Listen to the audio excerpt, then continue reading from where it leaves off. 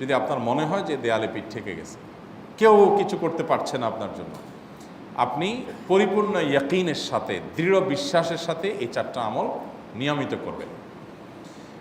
এবং আমি বহু মানুষকে পার্সোনালি এটার পরামর্শ দিয়েছি, ওনারা আমল করেছেন, আমল করে উপকৃত হয়েছেন।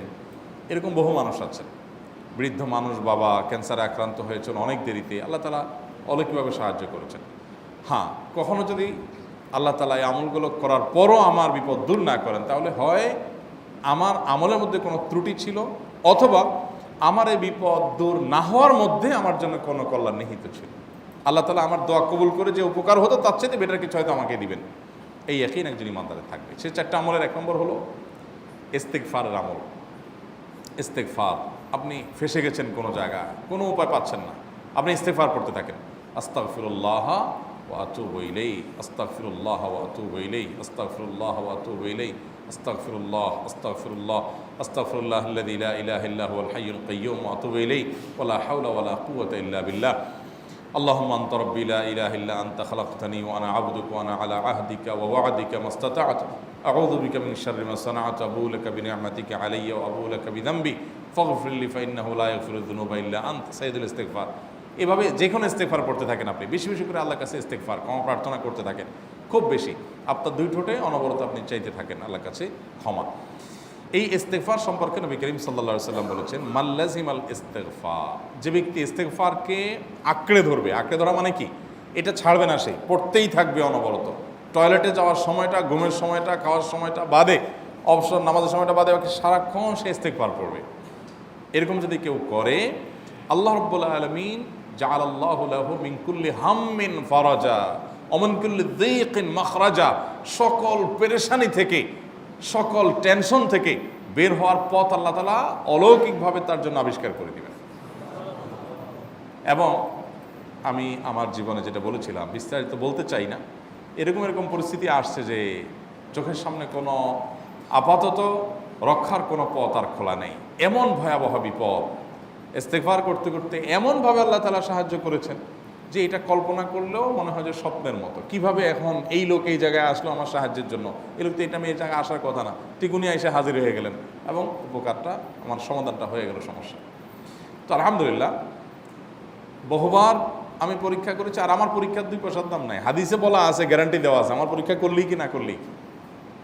তাহলে একটা আমল হলো কি, ইস্তেগফার। সব সময়ের জন্য এটা কন্টিনিউয়াস করবেন, আর এমনিও অবসর সময় ইস্তেগফার করবেন। আরবদের মধ্যে সৌন্দর্য আছে, তারা বিভিন্ন ডাক্তারের ওয়েটিং রুমে বা বিভিন্ন জায়গায় মানুষ যেখানে অপেক্ষা করে পাবলিক প্লেসগুলোতে লিখে রাখে ইস্তেগফার করুন, আপনার হাইওয়েগুলোর পাশে লেখা থাকে ইস্তেগফার করুন, এবং তারা আসলে একটু পরপর দেখা যায় ইস্তেগফার করে। ভালো মন্দ গুণ সবার মধ্যে আছে, তাদের এই ভালো গুণটা আছে, ইস্তেগফার বেশি বেশি করা।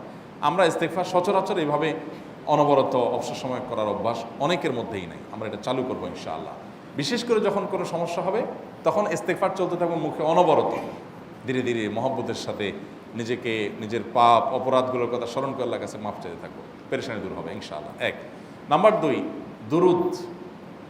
নবী করিম সাল্লাল্লাহু আলাইহি সাল্লামের প্রতি দুরুদ পাঠ করা, এটা যদি আপনি নিয়মিত করতে থাকেন মহব্বতের সাথে, আল্লাহুম্মা সাল্লি আলা মুহাম্মদ ওয়া আলা আলি মুহাম্মদ কামা সাল্লাইতা আলা ইব্রাহিম ওয়া আলা আলি ইব্রাহিম ইন্নাকা হামিদুম মাজিদ, আল্লাহুম্মা বারিক আলা মুহাম্মদ ওয়া আলা আলি মুহাম্মদ কামা বারাকতা আলা ইব্রাহিম ওয়া আলা আলি ইব্রাহিম ইন্নাকা হামিদুম মাজিদ। আপনি একবার ছোট দুরূদ যদি পড়েন, সাল্লাল্লাহু আলাইহি ওয়াসাল্লাম, সাল্লাল্লাহু আলাইহি ওয়াসাল্লাম, আল্লাহুম্মা সাল্লি আলা মুহাম্মদ ওয়া আলা আলি মুহাম্মদ, শুধু এইটুকু পড়েন। জাযাল্লাহু আন্না মুহাম্মাদাম মা হুয়া আহলু, শুধু এইটুকু পড়েন।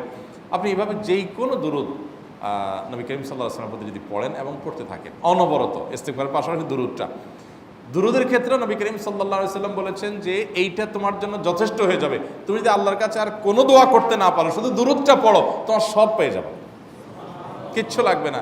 এক সাহাবী বলছেন, রাসূলুল্লাহ, আমার দোয়ার মধ্যে দুরূদ কত পার্সেন্ট রাখবো? আমি তো আমার অনেক কিছু আল্লাহর কাছে চাইবো, দুরূদ মানে তো নবীজির জন্য দোয়া, মানে আমার জন্য তো আমি দোয়া করবো, আপনার জন্য দোয়া কত পার্সেন্ট করবো? 1/3, 1/4, তারপরে হাফ, এবার বিভিন্ন পার্সেন্টেজ বলছিলেন তিনি। নবী করিম সাল্লাল্লাহু আলাইহি ওয়াসাল্লাম বলেছেন যে হ্যাঁ, এর বেশি করতে পারলে আরও ভালো, আরও ভালো।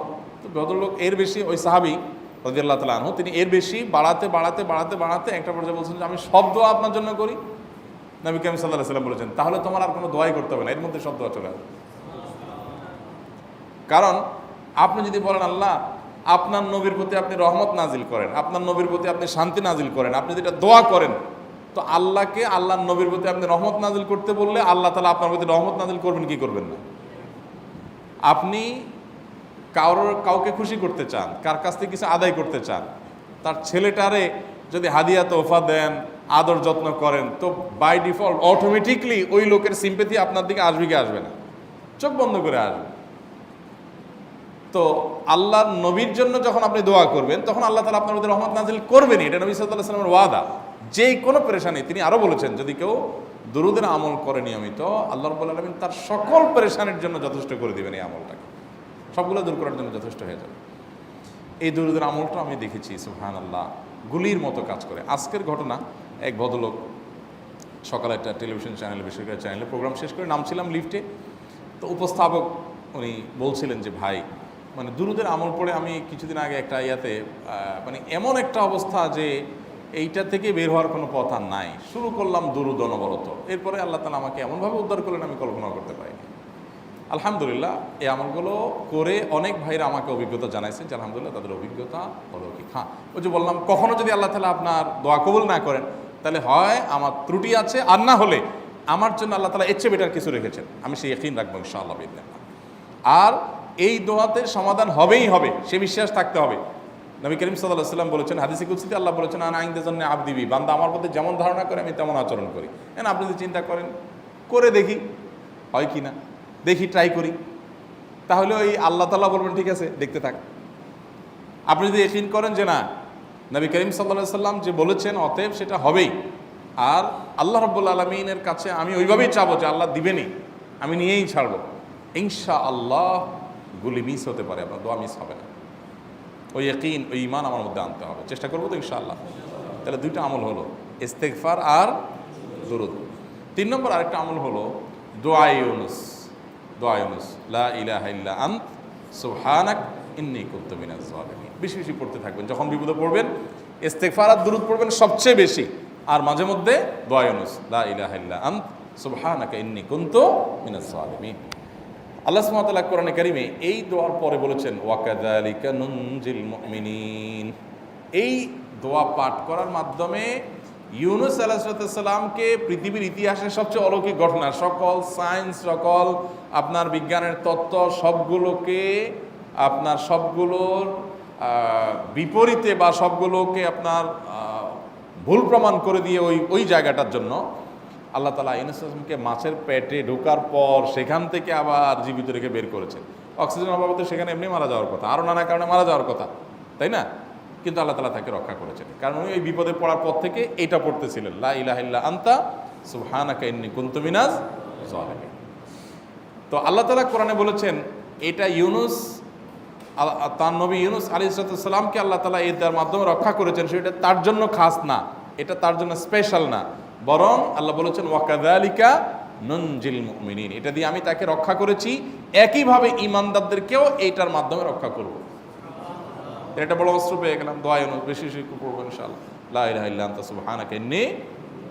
আমার দেশে আবার দেখা যায় বিপদ হয়ে গেলে তখন হুজুর ভাড়া করে যে ভাই আপনারা সবাই মিলে এটা 1 লাখ বার পড়ে দেন, 1.25 লাখ বার পড়ে দেন, টাকা দিব আপনারা পড়ে দেন। আপনারটা আপনি পড়বেন ভাই, হুজুরদের কাছে দোয়া চান সমস্যা নাই, আর হুজুরদেরকে খাটায়া টাকা দিবেন কেন, এমনি টাকা দিবেন না দিয়া।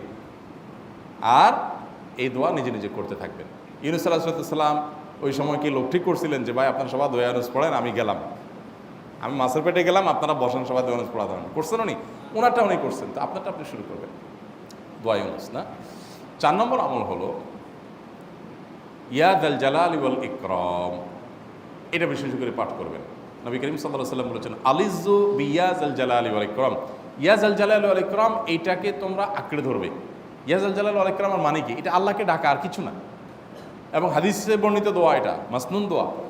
ইয়া যাল জালালি ওয়াল ইকরাম মানে হে মহা ক্ষমতার অধিকারী, প্রতাপশালী এবং সম্মানের মালিক, এটা বলার মানে হলো আল্লাহর কাছে নিবেদন করা, যেহেতু আপনার প্রতাপ আছে, আপনার জালাল আছে, আপনার বড়ত্ব আছে, হে বড়ত্বের অধিকারী এবং হে সম্মানের অধিকারী, আপনার যেহেতু আল্লাহ তাআলা এটা, আপনার যদি এটা আছে, অতএব হে আল্লাহ আপনি আমাকে এটা দান করুন, আপনার সেখান থেকে আমার প্রতি রহম করুন, আপনার সেখান থেকে আমাকে, আপনার বড়ত্ব থেকে আমাকে আপনি হেফাজত করুন, আপনার একরাম থেকে আমাকে আপনি, তা দিয়ে আপনি আমাকে রহম করুন। তো সেই দোয়া আল্লাহ তাআলার কাছে নিবেদন করতে পারি, ইয়া যাল জালালি ওয়াল ইকরাম। এর পাশাপাশি তাহাজ্জুদের নামাজ এবং যে কোনো নফল নামাজ।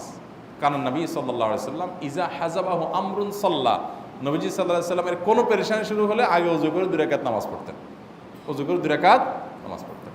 আমাদের যখন পেটে ব্যথা শুরু হয় আগে কার কথা মনে পড়ে? ডাক্তারের কথা মনে পড়ে। যখন গায়ে জ্বর আসে সবার আগে মনে পড়ে কিসের কথা?